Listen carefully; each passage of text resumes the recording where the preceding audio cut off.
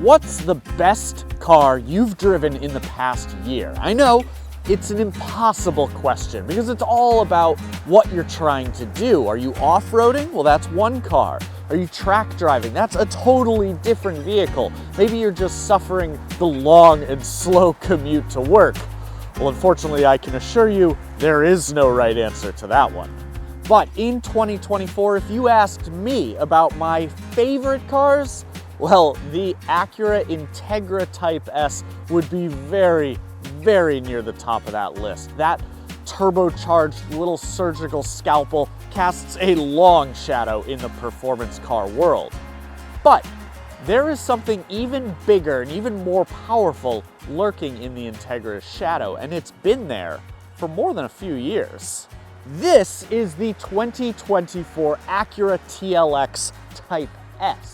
Now, after a thorough redesign in 2021, Acura has made a few more enhancements for the 2024 model year. We're gonna get into that stuff, but if you wanna jump ahead, know that you can shop for this car on CarGurus.com, and if you can't get enough of these CarGurus videos, well, just subscribe to our channel. The 2024 Acura TLX looks a lot like the 2023 TLX with a few key differences. Most noticeable is the new grille. It doesn't have the thick framing that the old model had, and it feels a bit wider, a bit more imposing.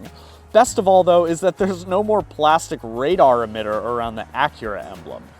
The hood overhangs the grille a bit on the refreshed 2024 TLX, which somehow makes the whole car look a bit longer, a bit sleeker. Of course, it's not. It's still the same 194.6 inches long, but it looks longer, and I like it. 19-inch wheels come standard, while our car is wearing 20-inch wheels. Arguably the biggest change for the 2024 TLX is its trim lineup. Acura calls them packages.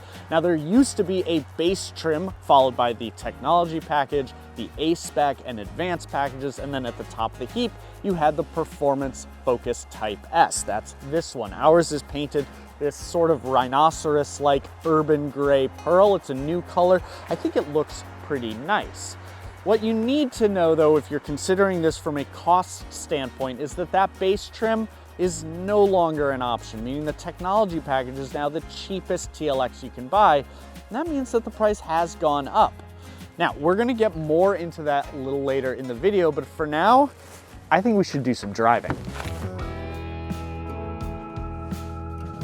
In terms of the refresh, most of the 2024 Acura TLX's changes are either visual out there or technological in here. But in terms of performance, the engineers at Acura didn't so much refresh the TLX as they breathed on it lightly. The powertrain and the chassis both carry over largely unchanged. We have the same 2-liter 4-cylinder turbocharged engine as a standard engine, or the turbocharged V6 in the Type S models, and you can get this with standard front-wheel drive or Acura's super handling all-wheel drive. So yeah, everybody likes to see a little bit of a power bump when they redesign or refresh a vehicle, but I honestly am still pretty happy with the performance coming out of this car. I mean, even the 2-liter 4-cylinder makes 272 horsepower, 280 pound-feet of torque. Those are pretty good numbers. And the V6 in this Type S, I mean, this is a genuine sports sedan. Our 3-liter turbocharged V6 engine churns out 355 horsepower and 354 pound-feet, managed by the same 10-speed automatic transmission as the 4-cylinder car, but tuned to handle the extra performance. You get a selection of drive modes in every TLX: comfort, normal, sport, individual, but the Type S adds a Sport Plus mode that really makes a difference. Acceleration is a delight. This is not a small car, but it still feels nimble nonetheless. Acura says that 60 miles an hour should come in about 5 seconds, and I believe them. This car, it will absolutely fly up an interstate on-ramp, and it can handle itself in corners too. So because it has that all-wheel drive, that super handling all-wheel drive system, the TLX Type S can put up to 70% of its power to either one of the rear wheels. And that means that despite the car's front-wheel drive-based underpinnings, it doesn't suffer from any lukewarm grip when it's accelerating out of a corner, even if you're cooking. The steering feel is good enough in comfort and normal mode. It's a bit sluggish with maybe some of that metaphorical molasses hanging off the steering wheel, but it is impressively accurate. And if you put it in Sport or Sport Plus mode, it only gets better. That molasses feeling is replaced by really solid weight, and it maintains its accuracy on turn-in. The Type S gets adaptive dampers, more robust stabilizers, and big red Brembo brake calipers. Most of my testing took place in the greater Boston area, where big elevation changes or high-speed corners are rare. Nonetheless, I was really impressed with the TLX's brake feel. Modulation is great, and I never once worried about the car's stopping power. Now, it is worth mentioning that it's an electrically assisted system rather than a hydraulically assisted one, so it might not have quite the same sort of car and driver as one feeling that so many enthusiasts are always going on about. Fuel economy isn't stellar in the Type S. We averaged just under the EPA's estimated 21 mpg in combined driving, but it's better in models equipped with the 4-cylinder. An A-Spec package with super handling all-wheel drive will give you 21 mpg city, 29 highway, and 24 combined. And if you get a front-wheel drive tech package TLX, well then you get 22 city, 31 highway, 25 combined. Finally, although it's not quite as sinister as a BMW M or Mercedes AMG car, the TLX Type S does offer some auditory delights, particularly if you put it in sport mode. Every time you downshift and step into the throttle, you'll hear some bellowing coming from the big exhaust outlets. That said, if you keep it in comfort mode and you keep it civil, you'll be impressed by how quiet the TLX is, both around town and on the highway. As you can see up front, these seats are upholstered in Acura's ridiculous red leather. Not a criticism, just stating a fact. I personally love this upholstery, but I also suffer no delusions that, say, my sister-in-law would choose it. But besides the color, I'm impressed by the comfort and the supportiveness of these seats. They also are just snug enough with the bolstering that you don't go flying when you take a corner too fast. The back seat is a different story. This car is a weird size. It's almost 10 inches longer than a BMW 3 Series, but it offers less rear legroom and barely any more cargo space. It's even stranger when you compare it with an Acura Integra, which offers more legroom and more cargo space, despite also being smaller.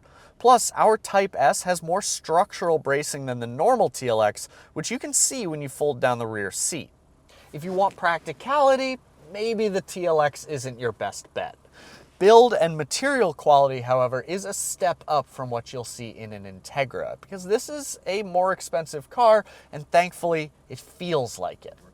The 2024 model gets a 12.3-inch digital instrument cluster as standard equipment, plus this 12.3-inch central display is standard too. Our car also included a 10.5-inch head-up display, a 17-speaker ELS stereo, and Alexa built-in software. In terms of safety tech, the Acura Watch suite benefits from a wider angle front camera and radar, improved blind spot monitoring, and a new lane change alert system that will sound an alarm if another vehicle starts creeping up into your blind spot while you're shifting lanes. Now, outside of the tech, the 2023 TLX was awarded 5 stars in crash tests by the NHTSA, and it got a Top Safety Pick Plus award from the IIHS. I don't expect either of those things to change for the 2024 model. Unlike the Integra, but like the Acura MDX, the center stack is a bit of a mess. This giant rotary controller manages drive modes, and it takes up far too much real estate. Also, notice that I called this a display, not a touchscreen. You have to use this trackpad. Oh, The trackpad. Acura calls it the True Touch Interface, or TTI, and people love to hate it. Let's move my coffee here so you can see a little better. Now, unlike a regular trackpad that you'd be familiar with on your laptop, the True Touch interface is mapped one-to-one with the screen. So that means that instead of swiping around, you just have to touch on the pad where you want to touch on the screen. You want to touch something kind of bottom, middle, left, like Android Auto there, just touch it on the pad. You want to touch FM radio, top right, just touch the top right of the pad. Again, once you get used to it, once you understand what it's trying to do, it's actually kind of brilliant.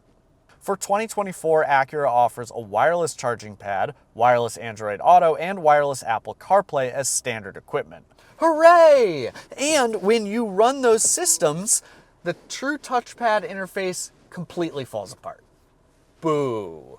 The problem is that Android Auto and Apple CarPlay, they're not engineered to support the TTI inputs. They don't understand that one-to-one mapping. So instead, you just have to swipe down and over and over and down, over and down again. Now I can get to Spotify. But wait, I don't want to go to Spotify. Maybe I want to go to a different app. I have to hit that, and then I have to hit it again. And then I have to go in here. And then this is really hard to control using the swiping motion. It's really hard to land just where you want to land. There you go. At the end of the day, it's just frustrating. And given the value of Android Auto and Apple CarPlay to modern drivers, that problem, it stands firmly in the way of me recommending this car.